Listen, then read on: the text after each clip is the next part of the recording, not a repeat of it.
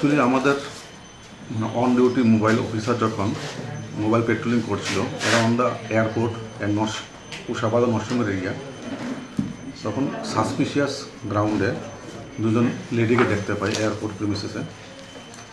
Accordingly তাদেরকে preliminary যখন interrogation করা হয়েছিল তখন তাদেরকে বাংলাদেশি বলে সাসপেক্ট করা হয়েছে।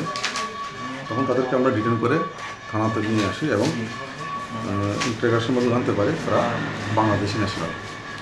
এর মধ্যে একজনের নাম হলো আসমা, যার বয়স 23, আরেকজন হলো স্বপ্না সরকার, যার বয়স হলো 21। তারা বাংলাদেশের নরসিংদী ডিস্ট্রিক্টের বাসিন্দা। কী কারণে কেন এসেছে কিছু কি জানা গেছে?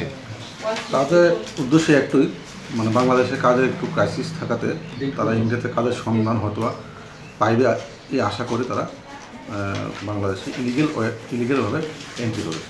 কোন সাইডটার থেকে তারা মানে ভারতে ঢুকেছে? অ্যাকচুয়ালি আমরা ইন্টারোগেশন এখনও চলছে, তবে এই অল্প সময় ইন্টারোগেশনে তারা এখন পর্যন্ত তারা ডিসকাস করতে পারেনি অ্যাকচুয়ালি তারা কোন এরিয়া দিয়ে তারা ইন্ডিয়াতে এন্ট্রি করেছে, বা হয়তো বা তারা যা বলছে এখন অবধি যে তারা এখনও লোকেশনটা চেঞ্জ করেনি যে কোন এরিয়াতে এন্ট্রি করেছে, কিন্তু ইন্টারোগেশন এখনও চলছে। তাদের সঙ্গে কি আর কেউ রয়েছে, কিছু পাওয়া গেছে? না, এখন অবধি কিছু পাওয়া যায়নি। এই দুজন লেডিকে আমরা তার ডিটেন করেছি, তারা কাস্টডিতে আছে এবং ইন্টারোগেশনের মাধ্যমে বাকি সব তথ্য বের করে যা যা করণীয় আইনত সব করা।